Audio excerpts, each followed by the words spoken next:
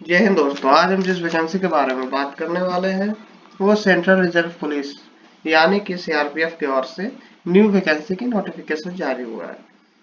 All India vacancy आपको यहाँ पे दी गई है। भर्ती के लिए आपका कोई रिटन एग्जाम नहीं होगा। कैसे आपको आवेदन करना है तो पूरी जानकारी के इस वीडियो में दी गई है, तो आप देखिए। चलिए शुरू करते हैं। तो नमस्कार दोस्तों, आपका बहुत स्वागत है आपको अपने ऑफिशियल यूट्यूब चैनल पर। तो फ्रेंड्स, आज हम जिस वैकेंसी के बारे में बात करने वाले हैं वो सीआरपीएफ की ओर से न्यू भर्ती निकाली गई है। इस भर्ती के लिए मेल और फीमेल दोनों कैंडिडेट की वैकेंसी मिल जाएगी, यानी कि आपको ऑल इंडिया वैकेंसी दी गई है। सबकी जानकारी इस वीडियो में दी गई है। कैसे आपको आवेदन करना है, कौन कौन डॉक्यूमेंट इनको प्रोवाइड करनी है, कंप्लीट वीडियो जरूर देखिएगा। और वीडियो शुरू करने से पहले आपसे एक रिक्वेस्ट होगी कि आप इस चैनल पर नए हैं तो चैनल को जरूर सब्सक्राइब कीजिए। इस चैनल पे आपको डेली लेटेस्ट जॉब के वीडियो समय समय से प्रोवाइड करवा देते हैं, तो आप सब चैनल को सब्सक्राइब कर लीजिए। तो चलिए शुरू करते हैं। Vacancy details and qualification. तो नंबर ऑफ पोस्ट, कितना नंबर है आपका ये पोस्ट का? तो 6400 प्लस पोस्ट आए हुए हैं इस वैकेंसी पे। पोस्ट नेम क्या क्या है? तो GD constable male and female, और दूसरा है ट्रेड्समैन मेल एंड फीमेल। तो जीडी कांस्टेबल का, ट्रेड्समैन का आया हुआ है वैकेंसी। अप्लाई मोड है जिससे आप अप्लाई कर सकते हैं, ऑनलाइन अप्लाई मोड आया हुआ है। Who can apply? तो ऑल इंडियन जॉब, मतलब all India permit, all India के आदमी, पूरा भारत देश के आदमी इस जॉब के लिए अप्लाई कर सकते हैं। मेल एंड फीमेल दोनों अप्लाई कर सकते हैं। अब आते हैं जॉब लोकेशन और एग्जाम सेंटर पे।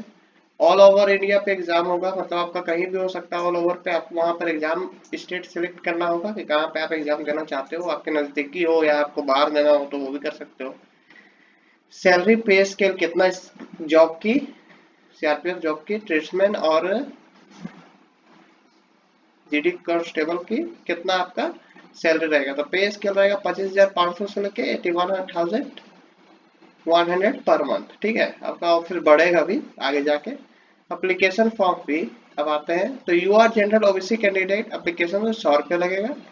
ठीक है। और S T female candidate application fee free, इन लोग को फ्री मिलेगा, एस टी वाले को। और debit card, credit card, net banking, bank challan, UPI से भी आप पेमेंट कर सकते हो, जनरल वालों और ओबीसी वालों। तब आते हैं एज लिमिट पे। Candidate age limit should be 18 years to 25 years, मतलब जनरल का जो एज रहेगा वो 18 से 25 साल तक वो भर सकते हैं। ओबीसी वाले भर सकते हैं 18 से 28 साल तक।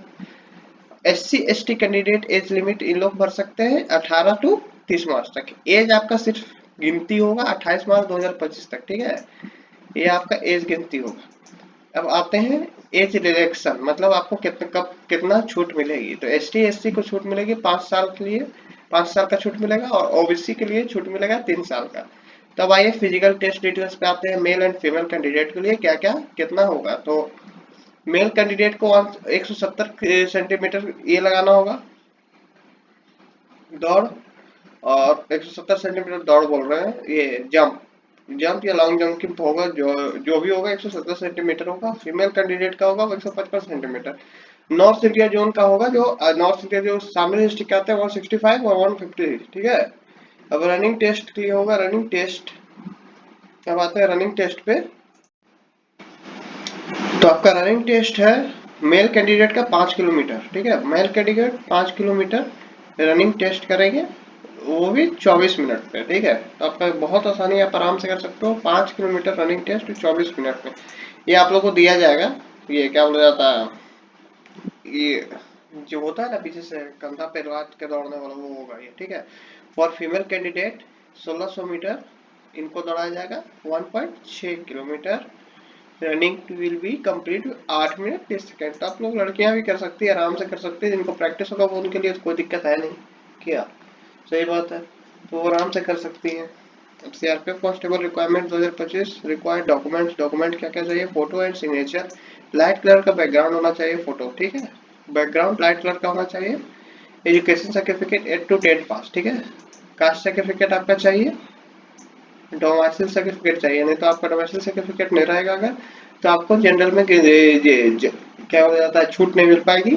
ठीक है, आधार कार्ड आपको लेके जाना है, अनिवार्य है।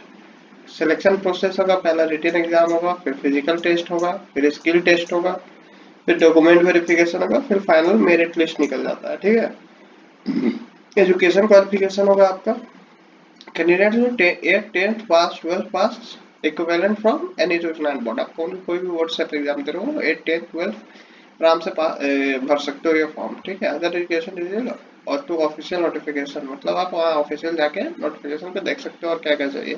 Post name